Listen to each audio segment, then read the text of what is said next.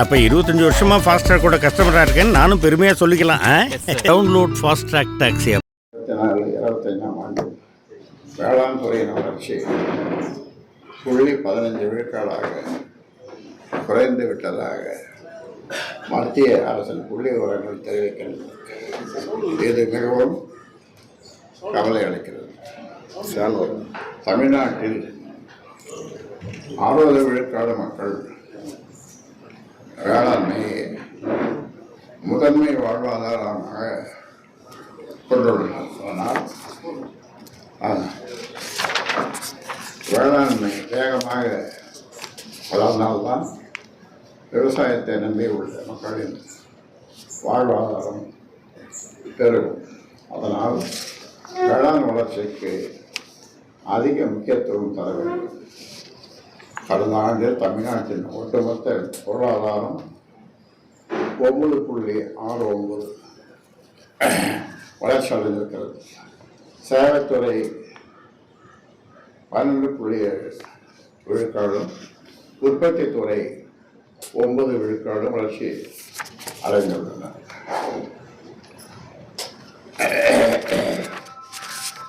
சேவைத்துறை, உற்பத்தித்துறை ஆகியவற்றை நம்பியிருக்கும் மக்கள் தொகை 40 விழுக்காடு மட்டும்தான். ஆனால் அத்துறைகள் தமிழக பொருளாதாரத்திற்கு 90 விழுக்காடு பங்களிப்பு செய்திருக்கிறது.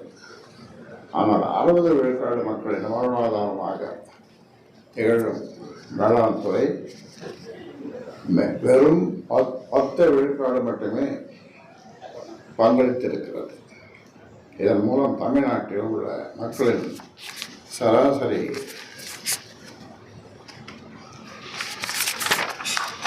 ஆண்டு வருமானம் ரூபாய் 2,20,826 இருக்கும் நிலையில் விவசாயத்தை நம்பியுள்ள 4.5 கோடி மக்களின் சராசரி ஆண்டு வருமானம் ரூபாய் 38,304 மட்டும்தான்.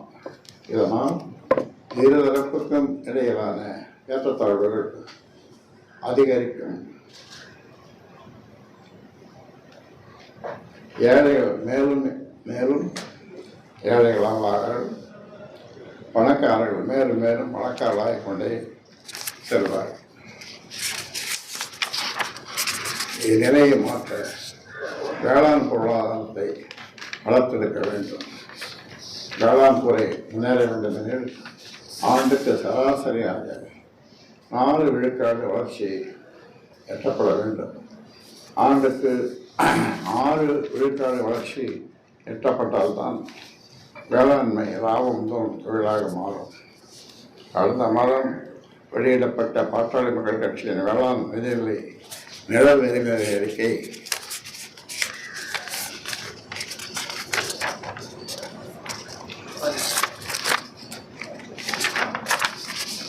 அறிக்கையில் இந்த யோசனைகள் எல்லாம் தெரிவித்திருக்கிறோம். அவற்றை தமிழக அரசு செயல்படுத்த வேண்டும். முதல் கட்டமாக நெல்லுக்கான கொள்முதல் விலை குவிண்டாலுக்கு ரூபாய் 3,500 உயர்த்த வேண்டும். இதை தொடர்ந்து சொல்லிட்டு தான் இருக்கிறோம்.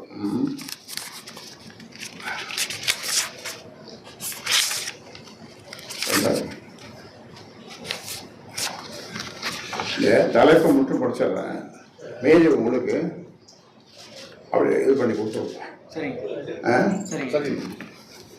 ரெண்டாவது, இடிந்து விழும் பள்ளிகளின் மேற்கூரை பூச்சுக்கள் பள்ளி கட்டடங்களை சீரமைக்க ரூபாய் 10,000 கோடி நிதி ஒதுக்கீடு செய்ய வேண்டும். விரிவாக உங்களுக்கு இது பண்ணி கொடுத்துருவோம். உங்களுடைய சட்டப்பேரவை நிகழ்ச்சிகளை முழுமையாக நேரலையில் ஒளிபரப்ப வேண்டும். 4, தமிழ்நாட்டில் வெப்ப தணிப்பு திட்டத்தை தமிழக அரசு உடனடியாக செயல்படுத்த வேண்டும். 5, பழைய ஓய்வூதியம் உள்ளிட்ட அரசு ஊழியர்களின் கோரிக்கைகளை தமிழக அரசு நிறைவேற்ற வேண்டும். 6, தமிழ்நாட்டிற்கான தொடர்வண்டி திட்டங்களை விரைவுபடுத்த கூடுதல் நிதி ஒதுக்கீடு செய்ய வேண்டும். இப்போ நான் படிக்கிறதெல்லாம் முழுமையாக உங்களுக்கு சிவராமன் உங்களுக்கு கொடுப்பார் வந்தார். தொண்டை சரியில்லை, அதனால் முழுசும் படிக்க முடியல. அது ஒரு மாதமாக அந்த பிரச்சனை இருக்குது. 7 சாதி வாரி மக்கள் தொகை கணக்கெடுப்பு நடத்த அகில இந்திய காங்கிரஸ் கமிட்டி கூட்டத்தில் வலியுறுத்தப்பட்டது. வரவேற்கத்தக்கது. தமிழ்நாட்டில் உடனடியாக நடத்த வேண்டும். கையெழுத்து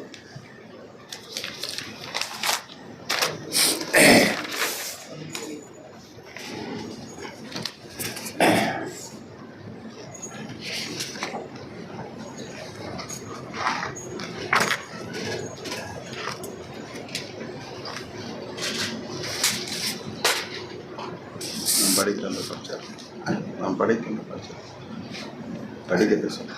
பெரிய எழுத்தார் ஏதாவது படிக்கும். அதை நான் படிக்கிறேன். இது அடுத்த இது அவனுடைய இதுதானே இது. ஆமாம்.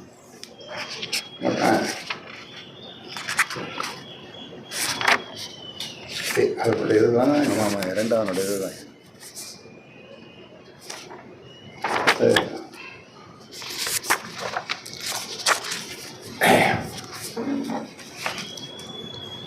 இப்பொழுது நான் உங்களுக்கு சொல்லப் போவது மிக மிக மிக மிக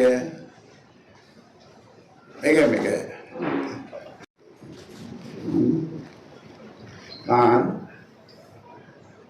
1980 வன்னியர் சங்கம் தொடங்கிய காலத்தில் வாரம் முழுவதும் மருத்துவ சேவை ஆற்றுவேன்.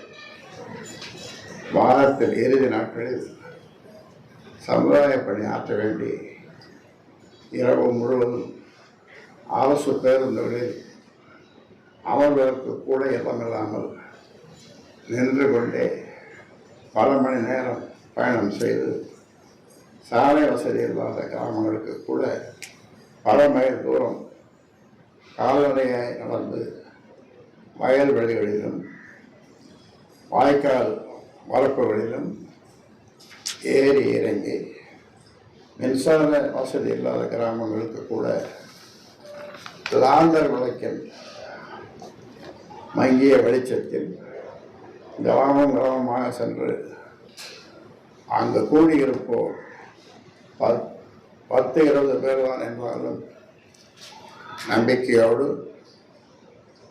பரப்புரை செய்து மக்களின் மனங்களை வென்றிருக்கிறேன்.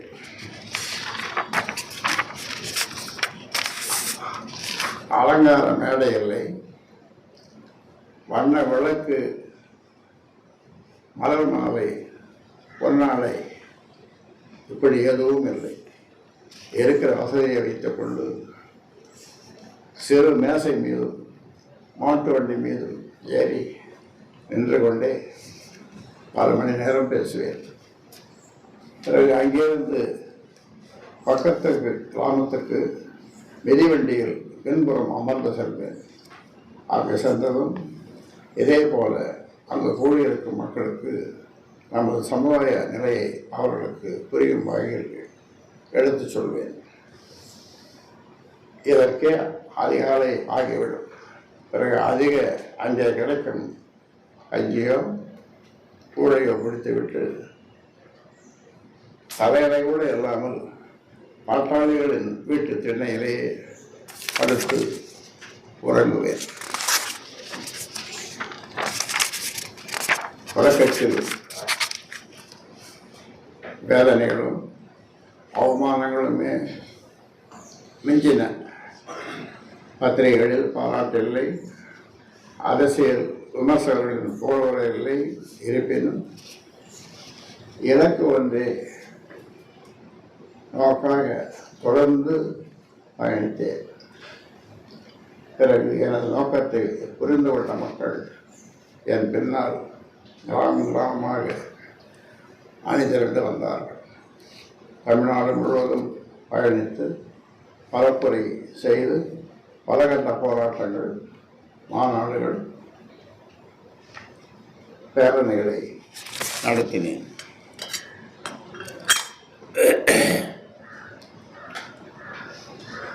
உச்சகட்டமாக 1987 7 நாள் தொழிற்சாலை மறியல் நடத்தி 21 பேர் தங்கள் இன்னுயிர் நேர்த்தும் 1,00,000க்கும் மேற்பட்டோர் சிறை சென்றும் அதன் தொடர்ச்சியாக சில உயிரிழப்புகளும் நடந்தன.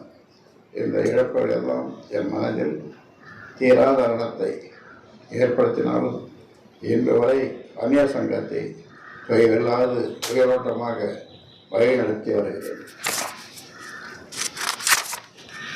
இது மட்டும் இல்லாது வன்னிய சங்கம் முதல் சமூக முன்னேற்ற சங்கம், பாட்டாளி தொழிற்சங்கம், பாட்டாளி மக்கள் கட்சி, பசுமை தாயகம் உட்பட 34 அமைப்புகளையும் மக்கள் தொகை ஆட்சியையும் நிறுவி வழிநடத்தி வருகிறேன். போராட்ட தியாகத்தின் எனது அயராத தீவிரமான கடும் முயற்சியினால் மிகவும் பிற்படுத்தப்பட்டவர்களுக்கு 20% இடஒதுக்கீட்டை பெற்றுக் கொடுத்தேன். இதன் விளைவாக பல லட்சம் பேர் மருத்துவம், பொறியியல், இன்னும் பல துறைகளில் பட்டம் பெற்று தனியார் மற்றும் அரசின் எல்லா துறைகளிலும் உயர் பதவிகளிலும் பல வெளிநாடுகளிலும் மிக உயர்ந்த பதவிகளிலும் வேலைவாய்ப்பு பெற்றனர். மருத்துவ சேவை செய்து மக்களின் நோய் தீர்ப்பதை காட்டிலும் இந்த சமுதாயத்தை பீடித்த அறியாமை நோயை தீர்க்க வேண்டும். அதற்கு ஒரே மருந்து அரசியல் அதிகாரம் என்பதை உணர்ந்தேன். இதன் காரணமாக 1989 பாட்டாளி மக்கள் கட்சி எனும் பேரியக்கத்தை தொடங்கி தமிழ்நாடு முழுவதும் வடக்கே கும்பளிக்குடி முதல் தெற்கே குமரி வரை, கிழக்கிலிருந்து மேற்கு வரை தமிழகம் முழுவதும் சுமார் 95,000 கிராமங்களுக்கு மேல் பயணம் செய்து தமிழகத்தில் என் கால் தளம் பதியாத கிராமங்களே கிடையாது என்று பெரும் அளவிற்கு தீவிரமாக சுழன்று செயல்பட்டு கட்சியை அமைப்பு ரீதியாக மிக வன்மையாக கட்டமைத்தேன்.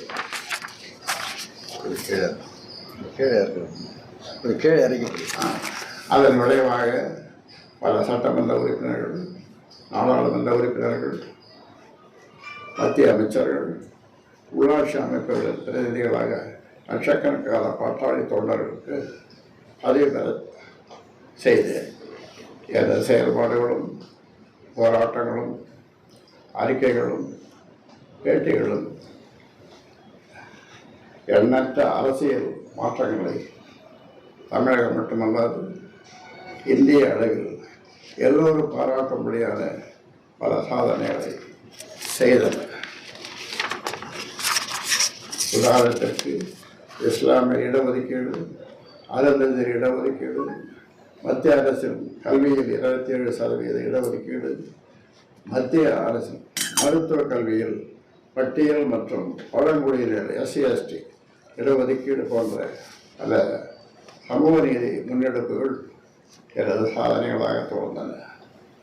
பலகட்ட போராட்டங்களில் கைது செய்யப்பட்டு பாளையங்கோட்டை மத்திய சிறைச்சாலையை தவிர மற்ற எல்லா மத்திய சிறைச்சாலைகளிலும் கொடுமைகளை அனுபவித்தேன். காவல்துறையினால் கைது செய்யப்பட்டு பல்வேறு சிறை கொடுமைகளையும் வார்த்தையில் சொல்ல முடியாத அளவிற்கு மனவேதனைகளையும் கஷ்டங்களையும் அனுபவித்து இந்த இயக்கத்தை நடத்தி கொண்டு வருகிறேன். ஒரு முறை விழுப்புரத்தில் நடைபெற்ற போராட்டத்தில் கைது செய்யப்பட்டு இரவு முழுவதும் காவல் வளாகத்திலேயே அலைக்கழிக்கப்பட்டேன். பின்னர் விடுதலை புலிகளை அழைத்து வைக்கப்பட்டு கைவிடப்பட்ட பயன்படுத்தாமல் காலியாக இருந்த திருச்சி மத்திய சிறையில் அழைக்கப்பட்டேன்.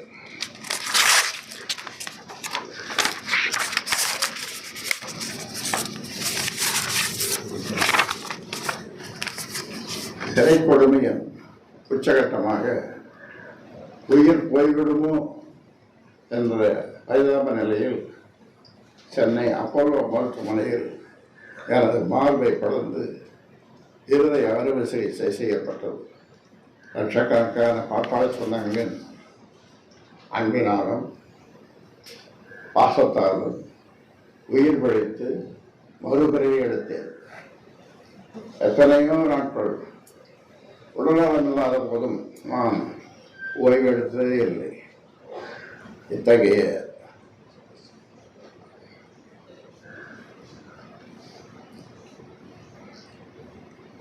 நான் ஓய்வெடுத்தது இந்த உண்மை ஜனங்களின் உரிமைக்காக உழைத்துக் கொண்டே இருந்தேன். இனியும் இருப்பேன். நான் ஒருபோதும் சட்டமன்றத்திற்கோ நாடாளுமன்றத்திற்கோ பதவி பெற்று செல்ல ஆசைப்பட்டதில்லை. இனியும் என் வாழ்நாள் முழுவதும் ஆசைப்படப் போவதில்லை என்பதை உறுதிபட உங்களுக்கு தெரிவிக்கிறேன். லட்சோபலட்ச பாட்டாளி மக்களின் மனங்களில் இதய சிம்மாசனமிட்டு அமர்ந்திருக்கிறேன். இதைவிட உயர்ந்த பதவி எனக்கு வேறு ஏதும் உண்டோ?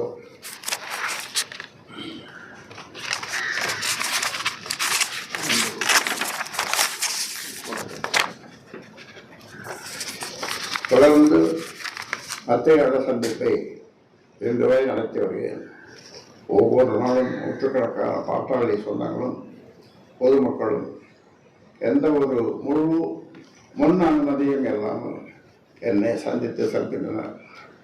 அவர்கள் என்னிடத்தில் கேட்பதெல்லாம் 1989 தொடக்கத்தில் ஐயாவின் செயல்பாடுகள் எப்படி இருந்தது என்பது எங்களுக்கு தெரியாது. கட்சி மற்றும் சங்கத்தின் புதிய தலைமுறையினர் எனது தலைமையின் கீழ் சிறிது காலம் பணியாற்ற வேண்டும் என்ற அன்பு கட்டளையின் பேரில் எனது அதாவது புதிய தலைமுறையினர்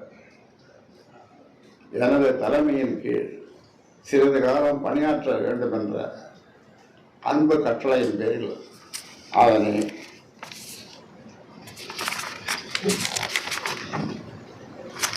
தடுக்க மனமெல்லாமலும் அவர்கள் ஆசையை நிறைவேற்றிட வேண்டியும் 2026 எதிர்வரும் சட்டமன்ற தேர்தலை கருத்தில் கொண்டும் பல்வேறு செயல் திட்டங்களை வகுத்துள்ளேன். அதனை செயல்படுத்த வேண்டி கட்சி அமைப்பில் சில மாற்றங்களை செய்ய வேண்டும் என கருதி எனது முழு மனவுடன் இந்த அறிவிப்பை நான் இன்று வெளியிடுகிறேன். அதாவது 10/4/2025. இதன் அடிப்படையில் பாட்டாளி மக்கள் கட்சி அரசியல் பேரியக்கத்தை தொடங்கிய நிறுவனர் ராமதாஸ் ஆகிய நான் நிறுவனர் என்பதோடு பாட்டாளி மக்கள் கட்சியின் தலைவர் பொறுப்பையும் நானே எடுத்துக் கொள்கிறேன்.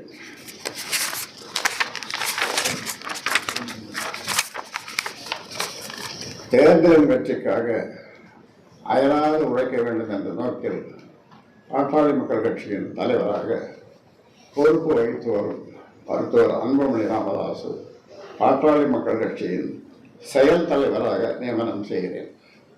பாட்டாளி மக்கள் கட்சியின் செயல் தலைவராக நியமனம் செய்கிறேன். எனது பாட்டாளி மக்கள் கட்சியின் மாநில பதவி வரிசை அடிப்படையில் நிறுவனர் மற்றும் தலைவர் மருத்துவர் ராமதாஸ், செயல் தலைவர் மருத்துவர் அன்புமணி ராமதாஸ், கௌரவ தலைவர் ஜே.கே. மணி,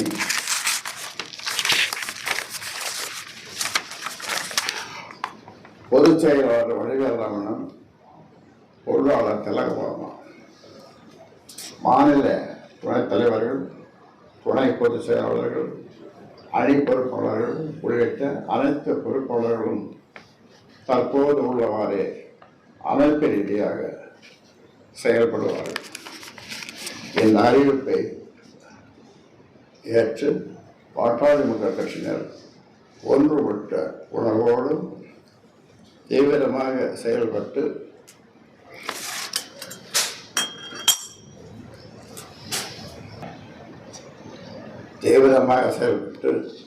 தேர்தல் வெற்றிக்கு பணியாற்ற வேண்டும் என தெரிவித்துக் கொள்கிறேன். மேலும் மே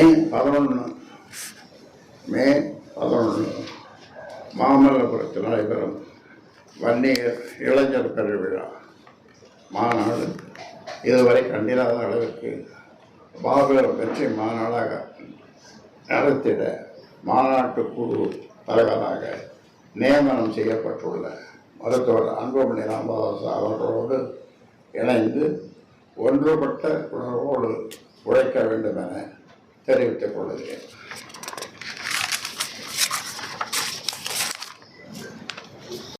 இந்த காப்பிய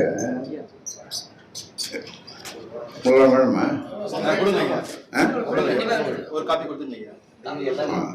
ஒன்று இது எடுத்து இவங்களுக்கு எல்லாம் கொடுத்தேன். இது என்னுடைய நாட்டு கடலை கொடுத்துறியா? நீங்கள் அங்கே நம்ம அலுவலகத்தில் போய் வாங்கிக்கங்க. எடுத்து வந்து இங்கே இருக்கட்டும், இங்கே உட்காந்து கட்டணும். இங்கே எடுத்து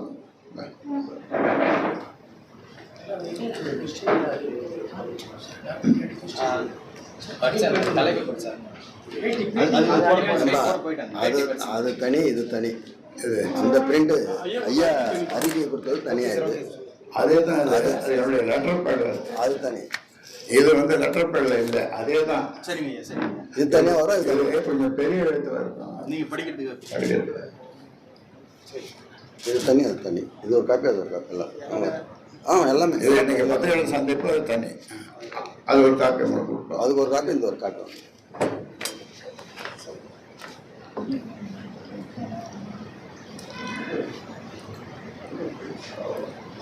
ஐயா, நீட் தேர்வு அனைத்து கட்சி கூட்டத்தை எப்படி பார்க்குறீங்க?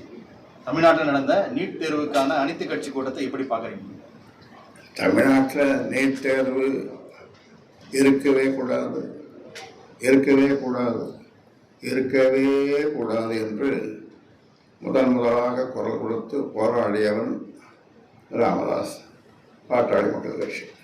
அதனால் அது ஒழிக்கப்பட வேண்டும், அது நீக்கப்பட வேண்டும் என்று யார் குரல் கொடுத்தாலும் அவர்களுக்கு என்னுடைய ஆதரவு போராட்டமாக இருந்தால் அதிலும் நாங்கள் கலந்து கொண்டு எத்தனையோ போராட்டங்கள் செய்தோம்.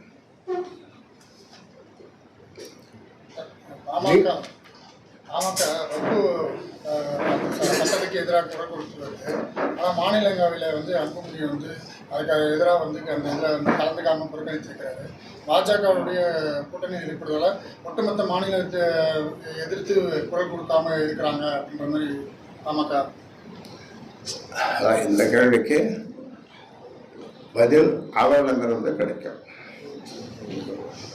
அதனுடைய கருத்து என்ன? பாமகவுடைய நிறுவன தலைவராக உங்களுடைய கருத்து? நிறுவன தலைவர் இல்லை, இன்னைக்கு மாநில தலைவர், மாநில தலைவராக ஆயிட்டார். மாநில தலைவராக உங்களுடைய நிறுவனர் மற்றும் தலைவர், நிறுவனர் மற்றும் தலைவர். உங்களுடைய கருத்தா சொல்லுங்க சார், தலைவருடைய கருத்தா. அதை சொல்ல அதேதான். நீட் தேர்வு என்று ஒன்று இருக்கக்கூடாது, ஒழிக்கப்பட வேண்டும். வக்பு வாரியத்தை கேட்டாங்க, வக்பாருக்கு கேள்வி கேட்டாங்க, வக்பு சட்டத்துக்காக கேள்வி கேட்டாங்க. அது வாயில சொல்லட்டும், சட்டமன்றத்திலே பேசியாச்சு. சட்டமன்ற எம்எல்ஏ வந்திருக்காரு. 2026 பிஜேபியுடன் கூட்டணி தொடருமா, இல்லை இன்னைக்கு அமித்ஷா வராரு, அது சம்பந்தமாக என்ன பேசுவதற்கான வாய்ப்புகள் இருக்கா? இப்போ புதிதாக இப்போ நிறுவன தலைவர் தலைவராக மாறி இருக்கீங்க. 2026 பாஜகவுடன் கூட்டணி அமைப்பீங்களா? அதாவது இன்றைக்கு தான் எனக்கு நான் தலைவராக பொறுப்பேற்றிருக்கிறேன். நிறுவனர் ப்ளஸ் தலைவர். அதனால் இனி நிர்வாகக்குழு, செயற்குழு, மாவட்ட செயலாளர்கள், மற்ற சட்டமன்ற உறுப்பினர்கள் எல்லோரையும் கூட்டி பேசி முடிவெடுப்போம். திடீர் முடிவுக்கிற காரணம் இருக்காங்க சார். செயல் தலைவர் ப்ளஸ் தலைவராக இருக்கீங்க, வேற அரசியல் காரணம் வேற. அது காரணம் கேட்குறீங்களா? காரணங்கள் பல உண்டு. அதையெல்லாம் உங்கள்கிட்ட பகிர்ந்து கொள்ள முடியாது. சிறுக சிறுக சிறுக சிறுக பகிர்ந்து கொள்ளலாம்.